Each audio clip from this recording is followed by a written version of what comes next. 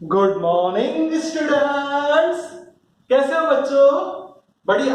तो हमने 1 2 3 4 5 6 चैप्टर तक कंप्लीट कर दिया। अब एक नए टॉपिक की तरफ जाते हैं जिसको ये बोलूंगा इलेक्ट्रोमैग्नेटिक वेव्स। सर ये क्या बोल दिया आपने, इलेक्ट्रोमैग्नेटिक वेव्स? तो बच्चों ध्यान से पढ़ो, जो करंट वाले टॉपिक थे, जो चार्ज वाले टॉपिक थे, उसमें से हमने इलेक्ट्रिक फील्ड ले लिया। चैप्टर नंबर 4 और 5 जो मैग्नेटिक फील्ड के थे, सोलेनॉइड के थे, वहां से हमने मैग्नेटिक फील्ड ले लिया। और बहुत साल पहले, याद करो बच्चों, आपको फैराडे भी जानते हो कि चेंज इन फ्लक्स, फैराडे ने बोला कि change in magnetic flux produce current. तो इसका मतलब यह है कि फैराडे लॉ भी चाहिए, एम्पियर लॉ भी चाहिए, और इन सब का मिक्सचर करना है। और वो देखने वाला पहला साइंटिस्ट था जिसका नाम था मैक्सवेल। क्या नाम था उसका? मैक्सवेल। तो बच्चों हम क्या जानते हैं? तो सर एम्पियर सर्किट लॉ हम बहुत ही बढ़िया जानते हैं कि integration B dot D L is equal to mu zero sigma E, यानी कितना करंट पास हुआ वो हम सब जानते हैं। अब मैक्सवेल आया, उससे देखा कि हाँ करंट तो पास हो रहा है, पर सर अब कैपेसिटर ले लिया और कैपेसिटर की आउटसाइड पे देखने गया तो आई की जगह इसने यहां पे तो आई लिखा, पर कुछ मिसिंग टर्म था। क्या था बच्चों? उसको मिला मिसिंग टर्म। इसका मतलब कुछ ऐसी चीज थी जो उसको नहीं मिल रही थी, उसके कारण बैलेंस नहीं हो रहा था।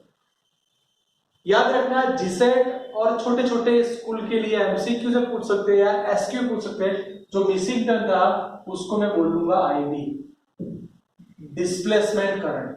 क्या बोल देंगे बच्चों उसको?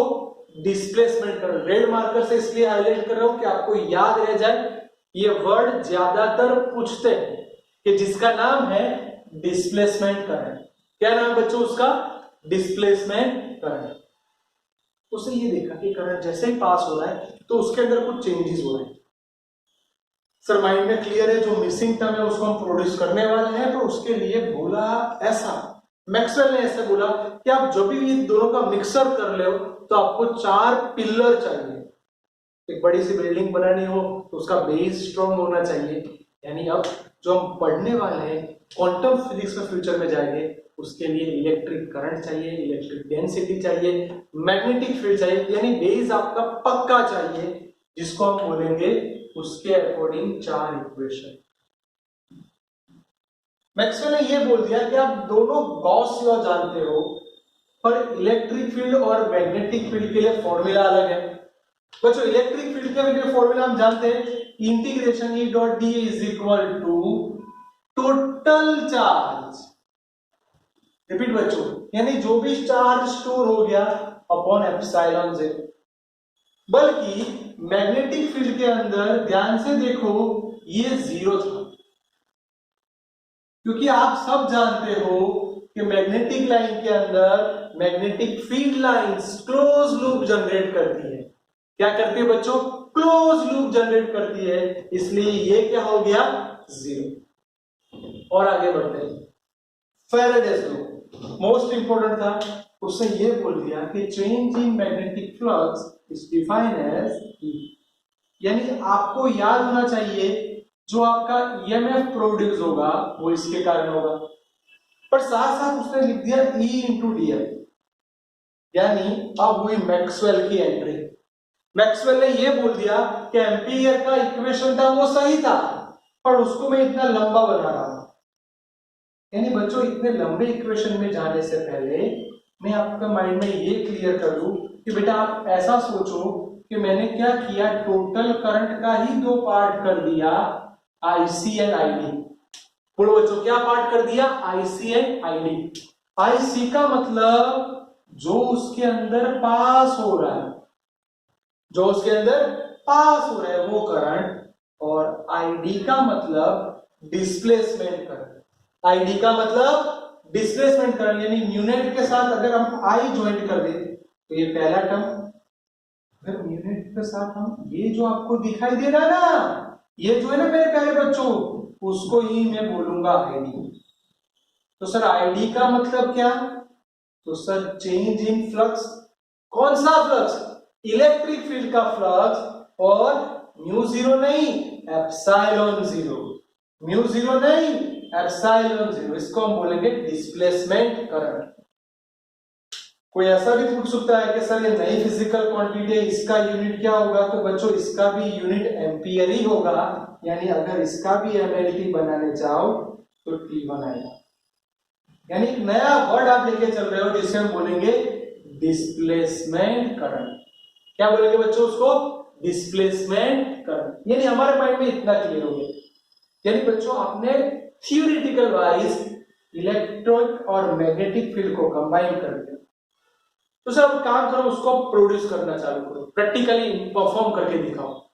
तो सर उसके लिए चाहिए हमें इलेक्ट्रोमैग्नेटिक वेव्स, यानी combination of electric field and magnetic field. We know that both field are perpendicular to each other. यानी मैं ऐसा बोलूं कि मेरे पास ये कंपोनेंट दिखाई दे रहा है, उसमें जो आप ध्यान से देखोगे तो ये मेरी एक्स एक्सिस है, ये वाई एक्सिस, ये जेड एक्सिस। जो आपको रेड मार्कर दिखाई दे रही है, जो ऐसे अप एंड डाउन हो रही है बच्चों, ऐसे हो रही है, ये आपका इलेक्ट्रिक फील्ड है। इलेक्ट्रिक फील्ड ऐसा है, मैग्नेटिक फील्ड ऐसा है। बोलो बच्चों दोनों कैसे हो गए? परपेंडिकुलर, यस और नो? बस इसका एक कॉम्बिनेशन बनेगा और वो जेड एक्सिस में घूम रहा है। कहां घूम रहा है? जेड एक्सिस पे। यानी वो हो गया हमारा स्पीड, यानी लाइट। अब समझ में आया कि लाइट कोई दूसरा चीज नहीं है, लाइट का मतलब ही है इलेक्ट्रोमैग्नेटिक वेव्स।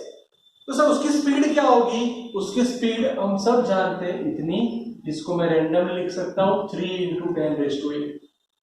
क्या लिख सकते हैं बच्चों? 3 × 10⁸। उसको प्रैक्टिकली परफॉर्म किया तो बहुत ही नजदीक आंसर मिला, 2.99792, 2.99792 × 10⁸। सर मिल गया। उसको प्रैक्टिकली परफॉर्म किया। सबसे पहले प्रोड्यूस किसने किया? तो याद रखना सबसे पहले प्रोड्यूस करना वाला था हर्ट्ज। उसे बोल दिया कि हाँ आप एक साथ टाइम के बेस पे इलेक्ट्रिक फील्ड में भी चेंज करोगे और मैग्नेटिक फील्ड में भी चेंज करोगे तो ईएमएफ करंट प्रोड्यूस होगा, जिसे हम बोलेंगे electromagnetic waves. Sir electromagnetic waves की बहुत सारी वेवलेंथ होती है, यानी वो लैम्डा एंड फ्रीक्वेंसी अलग अलग हो सकती है। उसकी वेवलेंथ और फ्रीक्वेंसी दोनों अलग अलग हो सकती है, तो बहुत सारे वेव्स हैं। तो ह्यूमन की बात करें, हमारी आईज इतने एंगस्ट्रॉम तक ही देख सकती है, 4000 से लेके 7000 एंगस्ट्रॉम तक ही हमारी आंख जिसे देख सकती है, उसे मैं बोलूंगा विजिबल लाइट्स। क्या बोलेंगे बच्चों? उसको हम बोलेंगे विजिबल लाइट्स। उसकी छोटी वेवलेंथ हम नहीं देख सकते, उससे ज्यादा वेवलेंथ भी हम नहीं देख सकते, यानी जो गामा रेज है, रेडियो वेव्स है, इंफ्रारेड्स है, अल्ट्रावायोलेट है, एक्सरेज है, जिसे हम लोग नहीं देख पाते क्योंकि हमारी आईज की रेंज कितनी है बच्चों? 4000 एंगस्ट्रॉम से लेके 7000 एंगस्ट्रॉम। तो मैंने चैप्टर नंबर 8 में जाने से पहले आपके माइंड में यह कर दिया कि देखो टाइम के साथ साथ ये आप इलेक्ट्रिक फील्ड में भी चेंज करोगे और आप बहुत ही ध्यान से देखोगे तो मैग्नेटिक फील्ड में भी चेंज होगा। यानी इलेक्ट्रिक फील्ड और मैग्नेटिक फील्ड दोनों ऐसे मूवमेंट करेंगे, दोनों एक टाइम पे मैक्सिमम हो गए, दोनों एक टाइम पे अगेन जीरो हो जाएंगे, फिर से मैक्सिमम, फिर से जीरो, फिर से मैक्सिमम, फिर से जीरो। यानी ये कंटिन्यूअसली ये वेव एयर के अंदर, वैक्यूम के अंदर जाता ही जाएगा। तो ध्यान से देख लो बच्चों, मोस्ट इंपोर्टेंट इलेक्ट्रोमैग्नेटिक वेव्स, उसके सारे कॉन्सेप्ट, फॉर्मूलाज और कैसे बने।